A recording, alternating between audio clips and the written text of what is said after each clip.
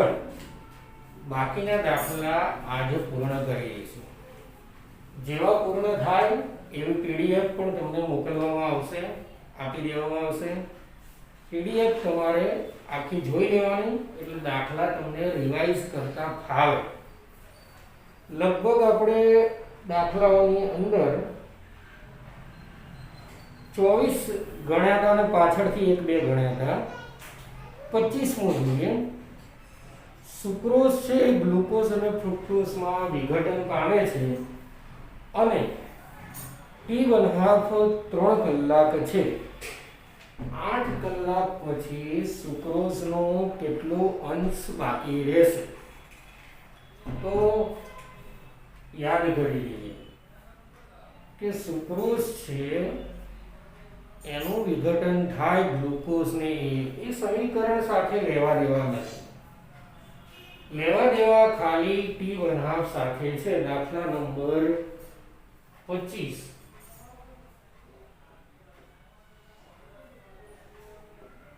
T1/2 બરાબર 3 કલાક. જૂના કોર્સમાં આ જ દાખલો આવતો હતો જેમાં 9 કલાકના અંતે કેટલા ગણી સાંદ્રતા ઓછી થઈ એવો, પણ આમાં બદલી કાઢીએ. આમાં એવું છે કે ભાઈ તમારે T1/2 3 કલાક છે, 8 કલાક પછી કેટલો બાકી રહેશે સુક્રોઝ. તો K વાળું સૂત્ર મૂકો. K બરાબર 0.693 T1/2 0.693 upon 3. ભાગાકાર કરી દેશો તોય વાંધો નહીં. 0.231 કલાક ઇન્વર્સ. હવે K નું પાછું પેલું સૂત્ર મૂકો. 2.303 upon T log R0 RT. જો કેટલા ગણો અંશ વપરાયો છે એટલે મૂળ સાંદ્રતા માની લો કે 1 મોલર હોય તો એના કેટલા ટકા સાંદ્રતા ઓછી થઈ એવું શોધવાનું હોય તો R0 અને RT નો ગુણોત્તર શોધવાનો. આપણે એવું શોધવાનું છે કે સુક્રોઝ ના નમૂનાનો કેટલો અંશ બાકી રહ્યો. બાકી રહેલો અંશ શોધવો હોય તો તમારે બિલકુલ આને ઊંધું કરી નાખવાનું. RT ઉપર R0 નીચે. તો પહેલા કિંમત મૂકીએ કે 0.231 2.303 T એટલે પહેલો T1/2 હતો, બીજો T એનો અર્થ થાય 8 કલાક. 8 કલાકના અંતે કીધું છે એટલે બીજો T મૂકી 8 કલાક log. આને તો કંઈ કરવાનું નહીં.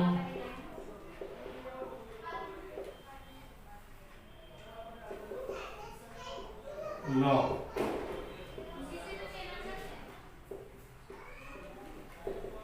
is equal to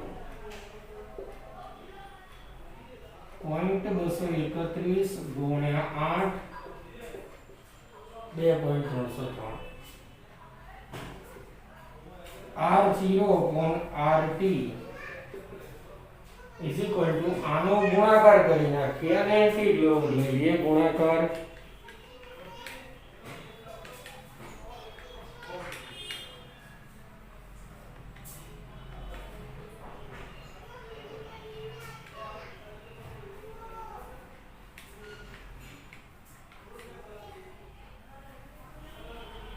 ગુણાકાર ભાગાકાર 0.8024 આવે. હવે આનો એન્ટી લોગ લેવાનો છે. આ તો લોગ બરાબર આવ્યું R0 RT એન્ટીલોગ 0.8024. એન્ટીલોગ તમને શીખવાડી દઉં. પહેલા ભાગ્યા 35 57 પ્લસ 1 ગુણ્યા બરાબર 13 વાર.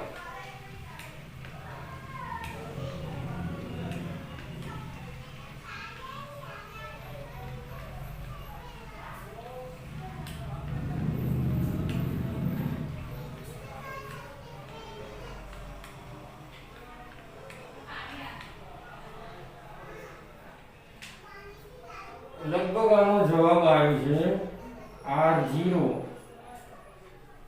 RT બરાબર 0.6.346. હમણાં જ તમને કીધું તો આપણે R0/RT નહીં, આપણે શોધવાનું છે આનો અર્થ તો કેટલો થાય, મૂળ સાંદ્રતા જેટલી હતી 10 20 30 40 એના કરતા 6.34 ગણી ઓછી થઈ. હવે અંશ કેટલો બાકી રહ્યો કરવો હોય તો આને વ્યસ્ત લઈ લો. વ્યસ્ત લઈ લો એટલે આને RT/R0 કરી નાખો તો 1/6.346.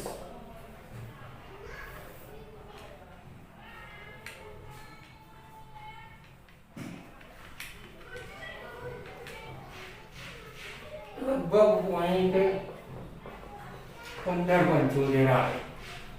તો આ રીતે તમારે આનો દાખલો થાય.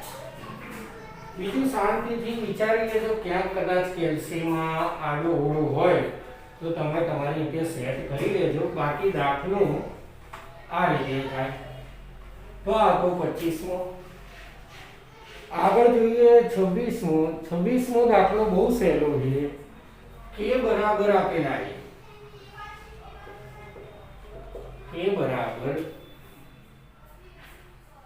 4.5 ગુણ્યા 10 ની 11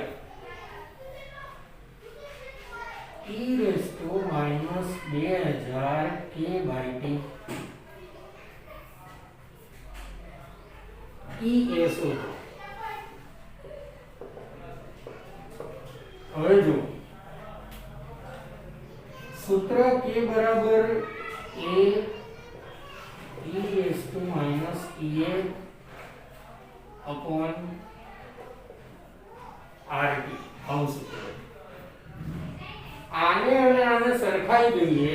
આ મેન આ સૂત્ર રકમમાં આપેલું આ આહેરનિયસનું સમીકરણ. આને આને સરખાવો તો શું આવશે? -EA/RT પર માઈનસ બી નહીં લખતા 2000/T. T ઉડી ગયા. EA બરાબર 2000 ગુણ્યા R. R ની કિંમત મૂકી દો 2000 ગુણ્યા 8.314 ગુણાકાર કરો એટલા જ. આ એટલો જવાબ આવશે. તો આ રીતે તમારે આ બે ગણવાના રહેશે. બીજું આ દાખલા IMP નહીં પણ કદાચ આ તો પૂછાય તો. હવે જે દાખલા આવશે 2 કે 3 જે બી આવે એ ખાસ તમારે કરવા જ. મોસ્ટ IMP આવશે એટલે ધ્યાનથી તમારે કરવા. ચલો ખાસ ધ્યાન રાખજો. IMP દાખલા હવે ચાલુ થશે. 26મો ગણી ગયો. 27મો. જ્યાં ખબર ના પડે ત્યાં પૂછી લેજો. જોઈ લઈએ. log k બરાબર 14.34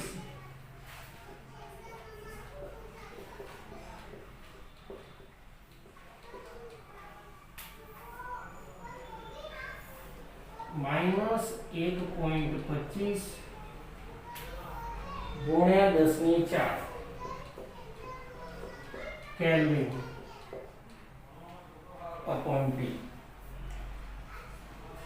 EA શોધો. EA બરાબર ક્વેશ્ચન શોધો અને T1/256 મિનિટ થાય તે સમયે તાપમાન શોધો. કયા તાપમાને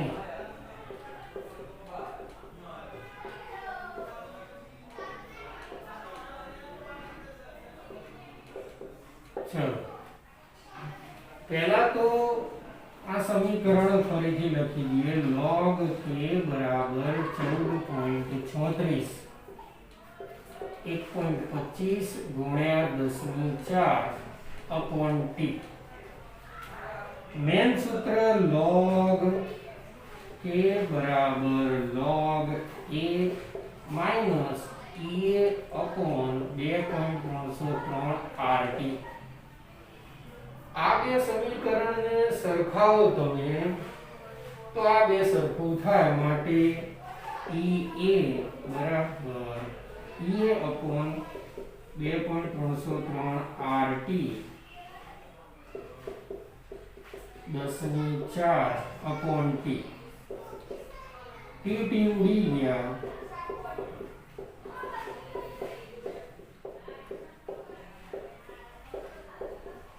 r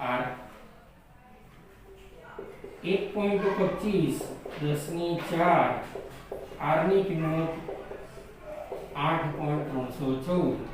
આ ગુણાકાર કરો એટલા જૂલ એ તમારો ea મળી જશે.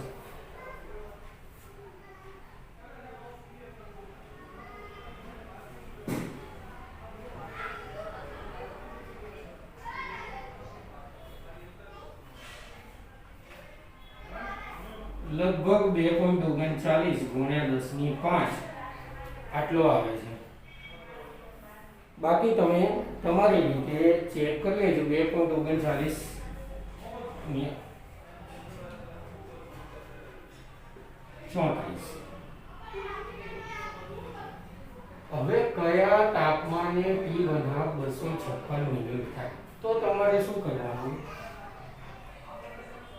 T1/256 મિનિટ આને તો પહેલા તમે સેકન્ડમાં ફેરવી લો, કેમ કે આપણને એવું કંઈ કીધું નથી કે આમાં કરવું તેમાં કરવું. તમે જેમ કરો એમ સાચું જ પડે, પણ તેમ છતાં કોઈ ભૂલ ના થાય, કોઈ ભૂલ પકડાય નહીં, એટલા માટે સેકન્ડમાં ફેરવી દઈએ. તો 256 ગુણ્યા 60 સેકન્ડ. k બરાબર 0.693 upon t1/2. 0.693 256 ગુણ્યા 60. આને અમને એમ રાખ્યું. હવે કયા તાપમાને શોધવાનું છે તો પાછું આ log k વાળું સૂત્ર મૂકી દઈએ. log k બરાબર 14.34 માઈનસ 1.25 ગુણ્યા 10⁴ upon t. આનો જવાબ પણ મેળવી જ લઈએ 0.693 વાળાનો.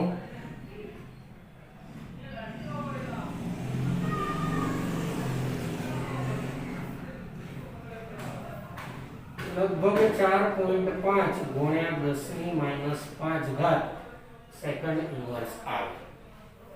મિનિટ ઇન્વર્સમાં તમારે ના ફેરવવું હોય અને મિનિટમાં ગણવું હોય તોય વાંધો નહીં, પણ સેકન્ડમાં ગણો તો સારું. log 4.5 10⁻5 14.34 minus 1.25.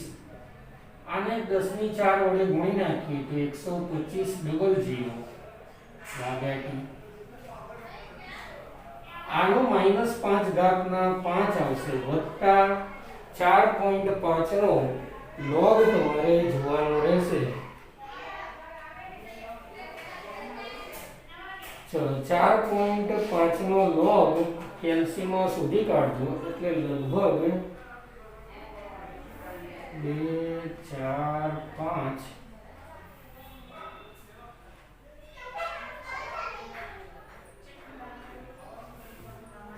0.654 આવશે. આ બાજુ 14.34 125 00 tmn આ માઇનસ અને આ પ્લસ બાદબાકી કર્યું તો માઇનસ 4.8543 આ રીતે વધશે. હવે આ બાકીનું એમને 14.34 125 125 વાળા ભાગને આ બાજુ લઈ લઈએ તો 125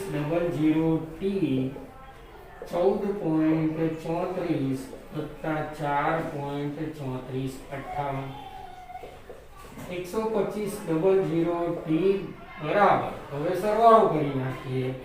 58 ના 58 34 68 14 ને 4 18.6858 t શોધવો હોય તો t બરાબર 125 ભાગ્યા 18.6858 આ જે જવાબ આવે એ કેલ્વિન. હવે જો તમે મિનિટ ઇન્વર્સમાં ગણો તો પણ તમે તમારી રીતે જવાબ લાવી શકો છો. પરીક્ષામાં તમને ચોખવટ ના કરી હોય કે મિનિટમાં ગણો કે સેકન્ડમાં ગણો તો એસઆઈ એકમ સેકન્ડ ગણાય, એટલે આપણે સેકન્ડમાં ગણવો. તો સરસ મજાનો આઈએમપી દાખલો છે. ફરી એકવાર ચેક કરી લેજો. મેન સૂત્રને આપણા આયર્નેસના સૂત્ર સાથે સરખામણી કરો. પહેલું ઉડી જાય એ મળી જશે. હા, એક બીજી વસ્તુ આમાં કે તમારે કદાચ આ તો એ શોધવાનું કે તો પણ આટલા ભાગમાં તમને શીખવાડી દઈએ. આને સરખાઈ દો તો log a બરાબર શું થશે 14.34. એ શોધવું હોય તો શું કરવું પડે? આમાં એમ્પ્ટી લોગ. હવે બહુ સાહસવીર થઈને એમ્પ્ટી લોગ ના શોધી નાખતા. 14 હોય ને તો 10 ની 14 ઘાત આવી જશે. એટલી કેલ્સીમાં નહીં આવે, એટલે 14 નો સીધો 10 ની 14 અને 0.34 નો એન્ટી લોગ જે આવે એ તમારે અહીંયા મૂકવાનો, એટલે એ મળી જશે. લોગ એન્ટી લોગ વારે ઘડીએ શીખવાડવાના ના હોય, જાતે શીખી લેવાના. બરોબર. તો આ એ પણ શોધવાનો આવી ગયો. તો આ તમારો મસ્ત આઈએમપી દાખલો પૂરો થાય.